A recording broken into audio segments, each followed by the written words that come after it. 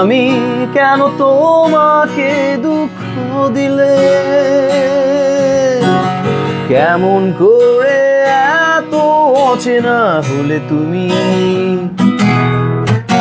কিভাবে এত বদলে গেছি আমি।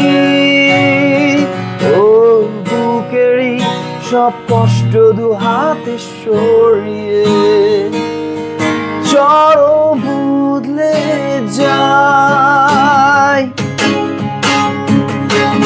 তুমি কেন বোঝো না তোমাকে ছাড়া আমি অসহায়।